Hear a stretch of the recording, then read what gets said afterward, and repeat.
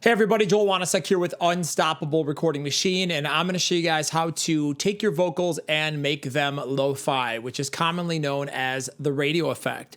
You can do this on singing, you can do this on screaming, you can do it anywhere you want. It's a very cool, very popular effect. There's a lot of different ways to do it. I'm going to show you my favorite. So let's listen to this passage here in the beginning of a song, and then make the assumption here that we want to lo-fi this section. So let's have a listen. All the vocals and everything are already mixed in this song. Don't wanna be left alone with a pen and a pad, cause I'll tell you something. I need to get far from home, cause there's too many things that remind me I'm nothing. I've got my side. So if I've got this already set up here in Cubase, the easiest way to do this would be to take this main track and to duplicate it, okay? Because the reason we're doing that is usually you're adding lo-fis when you're mixing. And we want to keep all the routing and all the effects and all the EQ and everything on, and just take these tracks and move them up. Now we're going to change the color of this so we know it's an effect. Let's just make it green for today. You can use whatever color you want, but you know, if all my main vocals here are red, and then you see this bright green, you know on the grid that it is a special thing. So we should probably name it. So we'll call this Lo-Fi Sing.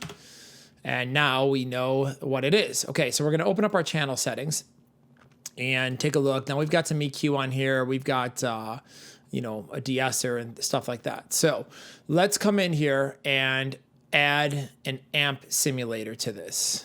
Actually, first, before we do that, we're going to come in with our filters. So I'm just going to grab the pre-section and just filter down here. So let's hear it. Don't wanna be left alone with a pen and a pad, cause I'll tell you something. So just filter it to taste. That sounds pretty good. The next thing I want to do is come in and throw in an amp simulator. And you can use any amp simulator. I'm just going to use the stock Cubase one. And there's a preset I like in here that's really great for this called Kitchen Radio. So just click on the box up here, presets will come up, and usually there's probably one called Kitchen Radio. And it kind of gives you that little teeny speaker sound. Let's have a listen to it. Don't wanna be left alone with a pen and a pad, cause I'll tell you something. You can add or subtract gain. You can also change the type of amp. Don't wanna be left alone with a pen and a pad, cause I'll tell you something. So I like it when we go to crunch. Okay, so now I'm gonna move this EQ around. Usually there's like a 2 to 3K, a little bit of harshness that kind of comes through when you use a small amp sim like this on a vocal. So let's pull that out so it's a little bit smoother, but still sounds nice and lo-fi. Don't wanna be left alone with a pen and a pad, cause I'll tell you something.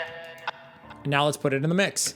Don't wanna be left alone with a pen and a pad, cause I'll tell you something. Now you may want some additional dynamics control in which that you can use a simple limiter on it. So I'm gonna open up a limiter. You can use any limiter that you want, and just gonna pull this down. Don't wanna be left alone with a pen and a pad, cause I'll tell you something. That'll keep our vocal level consistent. So now we can move it up and down with the fader.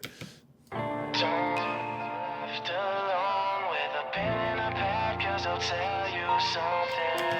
Now I generally like to add a little bit of additional delay or reverb with that. So somewhere up here, let's go to our main bus. We're gonna have some reverb. So I'm gonna open up my reverb and I'm gonna automate this. So I'm gonna click right automation. I'm gonna hit play and I'm going to enter the value that I want. Don't wanna be left alone. Okay, so I wrote in 20 just as an arbitrary number. I'm gonna slide this over and let's see how it sounds. And then I'm gonna adjust the amount of automation based off where I think it sounds great. Don't wanna be left alone with a pen and a pad, cause I'll tell you something. I need to get far from home, cause there's too many things that remind me I'm nothing. I got my certificate. So there you go. See, that's how easy it is to make your vocals lo-fi. Another way that you could do it that's really simple without the EQ is if you have this plugin. There's one built into Gain Reduction by JST, and you can just simply put it on and flip to lo-fi. Now, I usually throw an amp simulator and still do a 2 to 3K cut on the vocal depending on the voice regardless. Check it out. Don't wanna be left alone with a pen and a pad, cause I'll tell you something.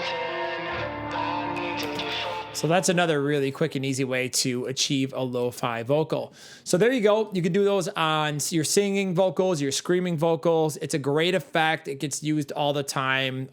Great usage, for example, would be to have it in a verse of a song and to echo a word and have the echo be lo-fi.